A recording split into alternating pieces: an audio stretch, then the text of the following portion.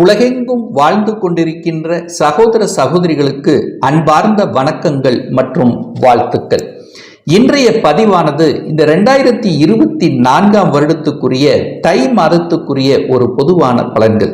இந்த தை மாதத்தினுடைய கிரக நிலைகளை பார்க்கும் பொழுது மேசமனையில் குரு பகவானும் கன்னி மனையில் கேது பகவானும் இருக்க, விருச்சிக மனையில் சுக்கிரன் அமர்ந்திருக்கார். இந்த சுக்கிரனுடைய பெயர்ச்சியானது 18/1/2024 அதாவது தை மாதம் 4ஆம் தேதி அன்று தனுசு மனைக்கு பெயர்ச்சி ஆகிறார். புதன் பகவானும் செவ்வாய் பகவானும் தனுசு மனையில் இருக்க, அதாவது இந்த மாதத்தினுடைய இறுதியில, அதாவது 1/2/2024 அதாவது தை மாதம் 18ஆம் தேதி புதன் பகவான் மகரம் மனைக்கு பெயர்ச்சி ஆகிறார். அதே போல செவ்வாய் பகவான் 5/2/2024 அதாவது தை மாதம் 22ஆம் தேதி என்று மகரம் மனைக்கு பெயர்ச்சி ஆகிறார். மகரம் மனையில் இந்த மாதம் முழுவதும் சூரிய பகவான் அமர்ந்திருக்க, சனி பகவான் கும்பமனையில் அமர்ந்து கொண்டு, ராகு பகவான் மீனமனையில் அமர்ந்து கொண்டு இந்த மாதம் பலனை கொடுக்க போகிறார்.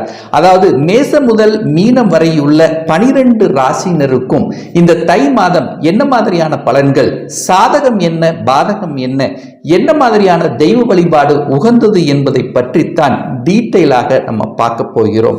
அதற்கு முன்னால் நம்முடைய சேனலை நீங்கள் ஃபர்ஸ்ட் டைம் பார்ப்பவர்கள் என்றால் மறக்காம சப்ஸ்கிரைப் பண்ணிக்கிங்க.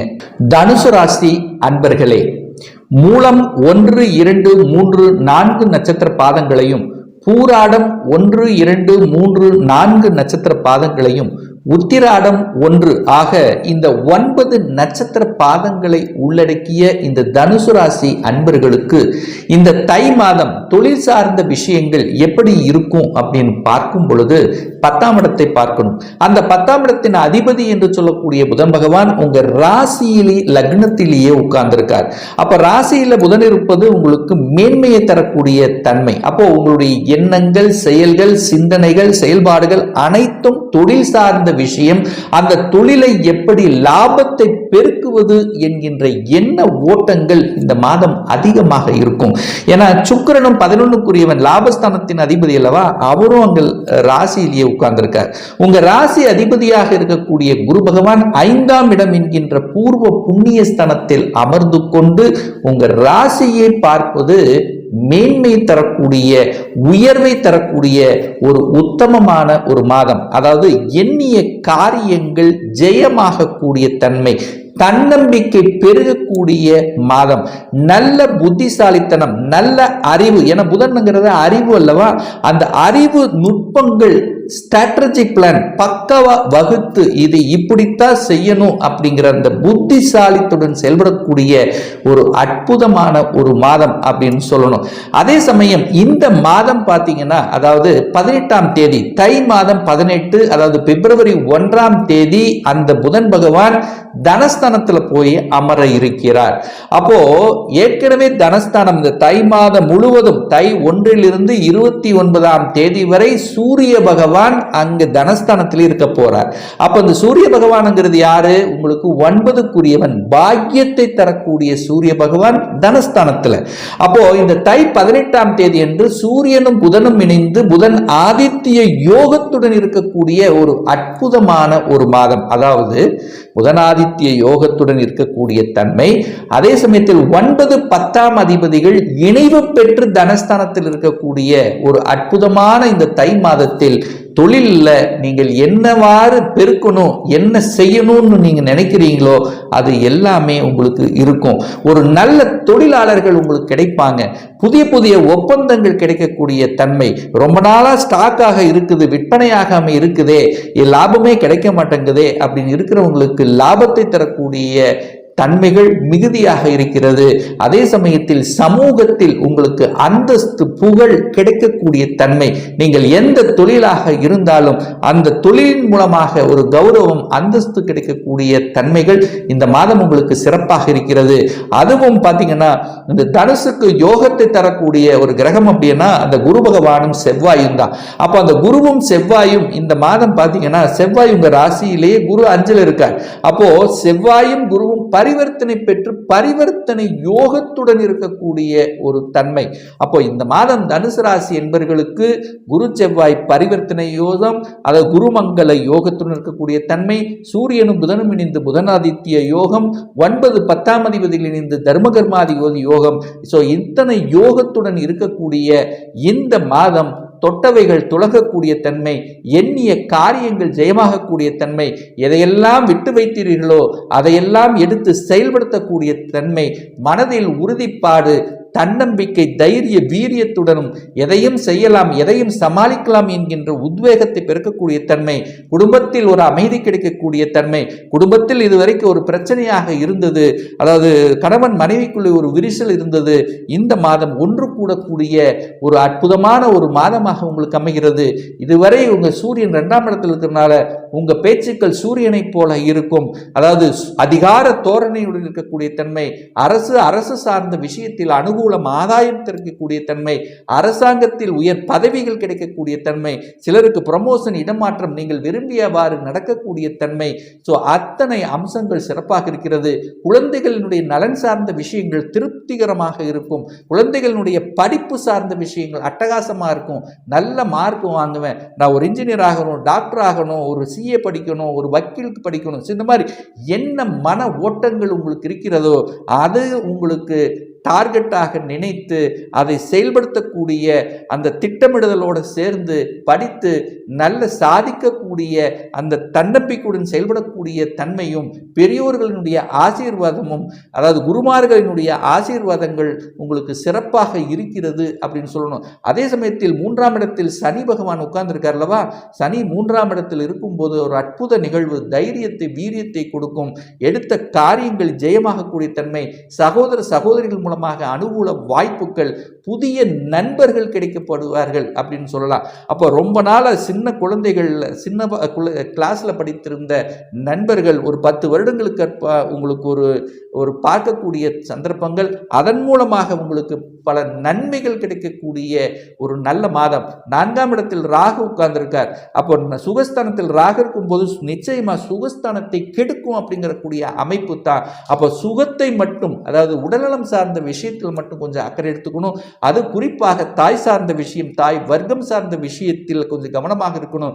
ஏன் சொல்றேன் அப்படின்னா, அந்த செவ்வாயும் உங்களுடைய ராசியில் இருந்த 4ஆம் பார்வையாக ராகுவை பார்க்கிறார். அப்போ செவ்வாய் ராகு இருக்கும் போது நிச்சயமாக ஒரு தொந்தரவு ஏற்படுத்தக்கூடிய தன்மை, வீடு கட்டுவதில் கூட ஒரு சிலருக்கு தடையூறுகள், அந்த தடையூறு இருந்தது எல்லாமே பார்த்தீங்கன்னா தன்னுடைய சொந்த ஊரில் விட்டு வெளியில் செல்லக்கூடிய வாய்ப்புகள், தொழில் சார்ந்த விஷயம், வேலை சார்ந்த விஷயத்தில் இந்த மாதிரியான தன்மைகளை உங்களுக்கு கொடுக்கிறது.